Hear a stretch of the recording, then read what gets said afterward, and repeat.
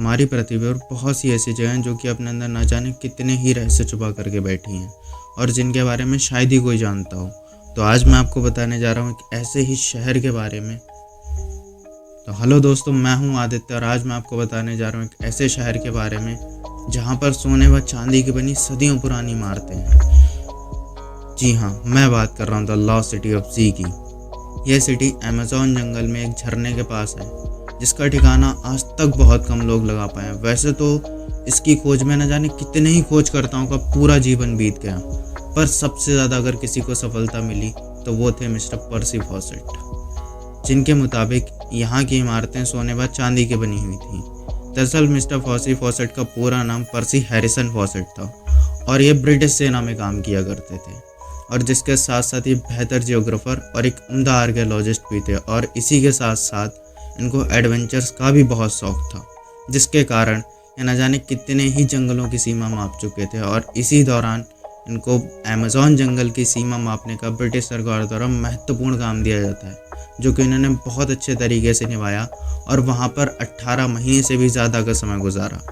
और इसी दौरान उनको पता चलता है द लॉस्ट सिटी ऑफ जी के बारे में, पर उनको अभी भी उतना नहीं पता चल पाया था। फिर वहाँ से लौटने के बाद में उन्होंने जांच करनी शुरू की एक सिग्नल की, एक दस्तावेज़ की। फिर उनकी पत्नी को एक मैन्युस्क्रिप्ट मिली जो कि ब्राज़ील की national library of Rio de Janeiro में थी।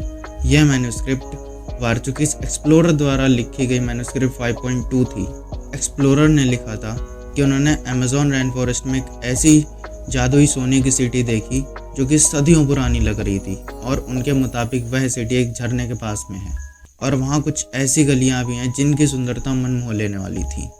और फिर इस मैन्युस्क्रिप्ट को पढ़ने के बाद में मिस्टर पर्सी फॉसेट को बिल्कुल भी नहीं रहा गया और वो इस बार द लॉस्ट सिटी ऑफ जी को ढूंढने के लिए अपने बड़े बेटे को लेकर के निकल गए।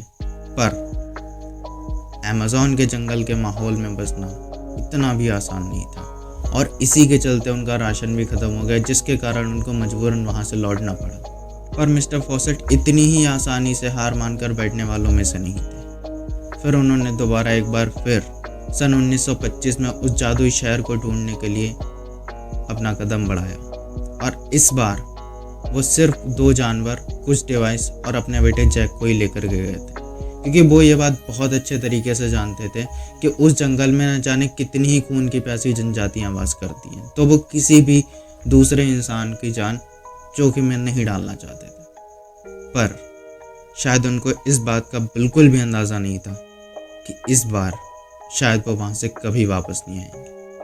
मिस्टर फॉसेट के खतों द्वारा बताए जाने पर ही इस शहर का नाम द लॉस्ट सिटी ऑफ जी पड़ा और इससे पहले उनको रॉयल जियोग्राफिकल और रॉकफेलर फाउंडेशन जैसी जानी मानी सोसाइटीज़ फाइनेंस करनी थी, क्योंकि जब फॉसेट आखिरी बार उस शहर की खोज में निकले थे उससे पहले बहुत ज़्यादा प्रसिद्धि हासिल कर चुके थे। अप्रैल 1925 में सफ़र शुरू करने के बाद 29 मई सन 1925 को जंगल में एक ऐसी जगह पर पहुंच गए वो जिसके आगे शायद वो पहले कभी नहीं गए थे। तो वहाँ पर उन्होंने आराम करना ज़रूरी समझा और अपनी पत्नी को पत्र लिखा और उस पत्र में अपनी खुशी जाहिर करते हुए बताया कि वो एक इंडियन चीफ से मिले और उस इंडियन चीफ ने उनको वही सारी बातें बताई जो कि वो हमेशा से सुनते आ रहे थे।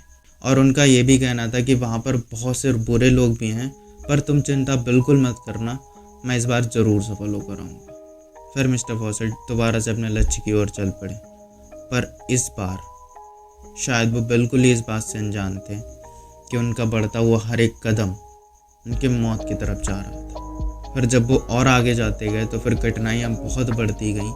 फिर एक टाइम पर जब कठिनाइयाँ बहुत ज़्यादा बढ़ गईं तब उन्होंने अपनी पत्नी को पत्र लिखते हुए कहा कि ये पत्र मैं बहुत कठिनाइयों से लिख रहा हूँ, यहाँ पर हर कदम कदम पर मौत हमसे लुका छिपी खेल रही है और यहाँ पर कुछ ऐसी मक्खियाँ मौजूद हैं जो कि एक सुई की नोक से भी पतली हैं और न जाने कितने ही ऐसे जानवर जिनका हम नाम तक नहीं जानते। पर हम जल्दी अपनी मंजिल तक पहुँच जाएंगे। और यह पर्सी फॉसेट के आखिरी शब्द थे।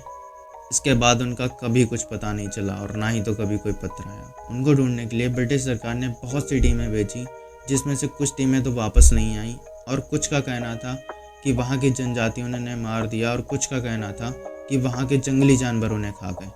पर किसी के पास में भी कोई ठोस पुख्ता सबूत नहीं था और ना ही तो उनकी डेड बॉडी।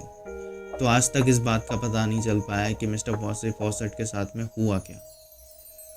यही थी आज की वीडियो। आई होप आपको पसंद आई होगी, और अगर पसंद आई तो लाइक करना, शेयर करना अपने दोस्तों के साथ में, और कमेंट में ज़रूर बताना कि कैसी लगी। और अगर इसी तरीके से कुछ मिस्टीरियस वीडियोस देखना चाहते हो तो फिर चैनल को सब्सक्राइब कर लेना। मैं मिलता हूँ आपसे एक नए वीडियो में, जब तक के लिए गुड बाय।